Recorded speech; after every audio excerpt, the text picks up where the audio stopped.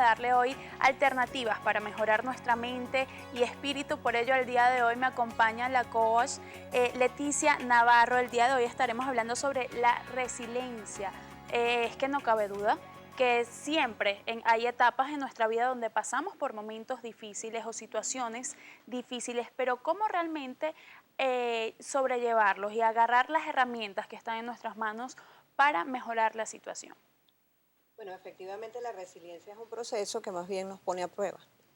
Es el resultado de esa prueba, de esa adversidad que hemos enfrentado y que de pronto en el momento hemos creído que no podemos. Todos hemos pasado por situaciones en lo laboral, en lo emocional, en lo personal, que nos llevan a desafiarnos a nosotros mismos, a sacarnos de la zona cómoda y probablemente si no nos resistimos a ese cambio, generamos un crecimiento y un aprendizaje y salimos airosos. Por ejemplo, ante un duelo, hay personas que ante un duelo pasan 2 años, 3 años y otras que lo superan en 6 meses. Eso no tiene que ver con el tiempo del otro, sino con el tiempo personal, el de cada cual.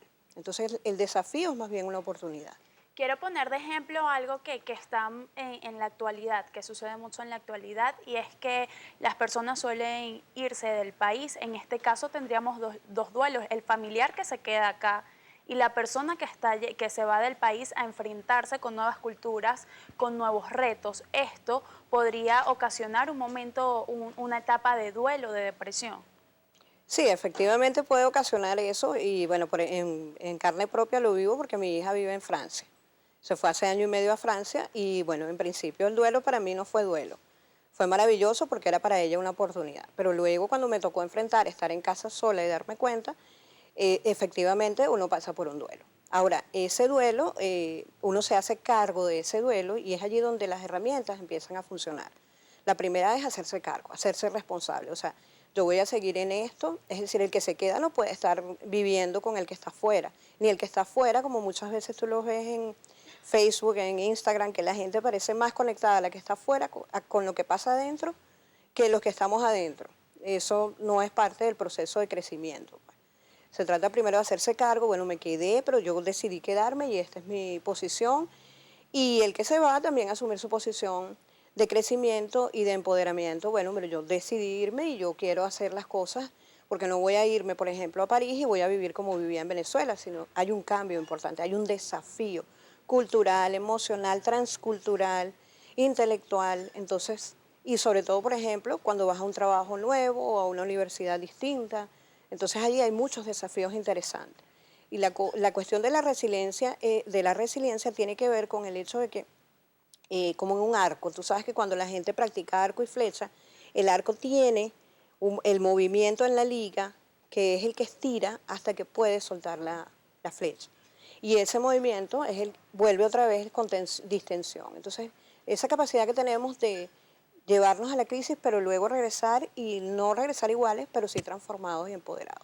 Sin duda, en este caso también debe existir lo que es la confianza y estar seguro de sí mismo en el caso de los que quieren irse del país o los que ya están fuera del país. ¿Cómo podemos, digamos, eh, en término coloquial, exprimir lo que sería nuestra confianza y nuestra seguridad en sí mismo?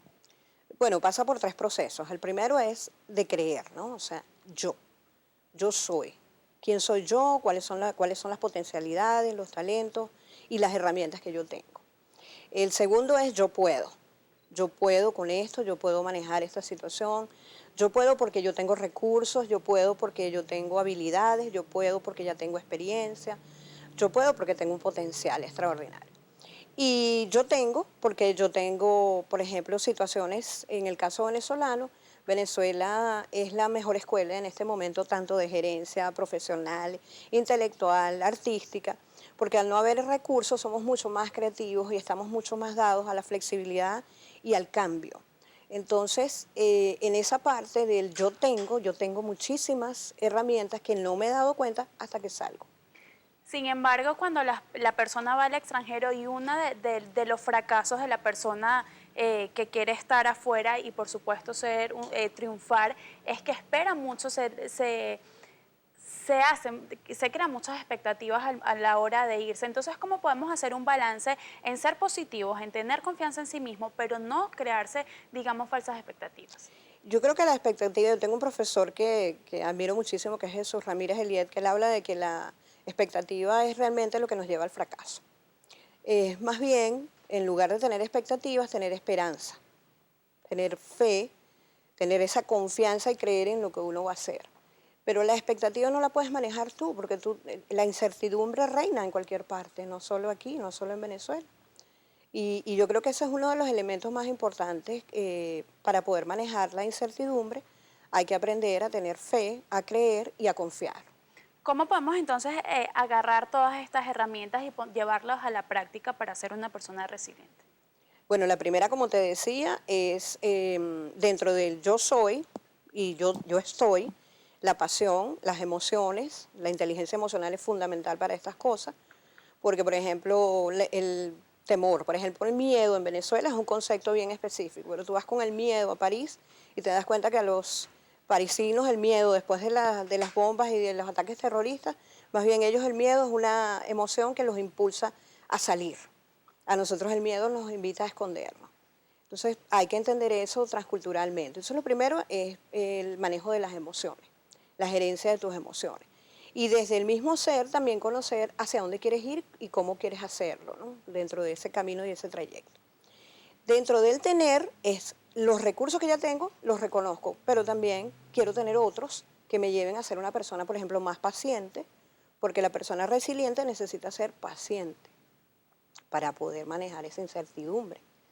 Entonces, ¿cómo me convierto en una persona más paciente? ¿Qué actividades puedo realizar que me lleven a la paciencia? Como practicar tai chi, se me ocurre en este momento, gimnasia cerebral, practicar tenis, algún deporte que te lleve a calma. O, por ejemplo, en mi caso, la cocina me lleva a eso.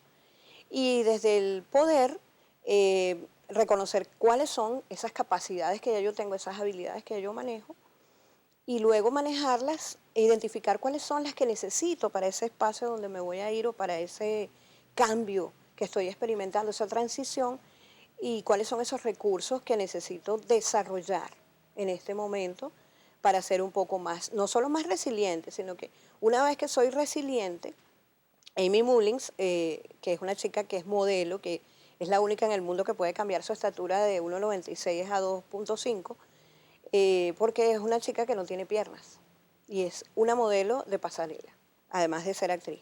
Y ella dice que una de las cosas que pasa con el fracaso es que nosotros nos quedemos solamente en el fracaso y que el fracaso más grande que hay es que nos sintamos aplastados.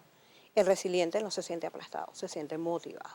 Sin duda, entonces hay que convertir lo que sería lo negativo en algo positivo, siempre sacarle el lado bueno a las situaciones. Ya para finalizar, una frase de final que podamos repetir diariamente para motivarnos y sus vías de contacto. Bueno, la frase quizás es una y específicamente del caso de C.S. Lewis, que es el de Narnia.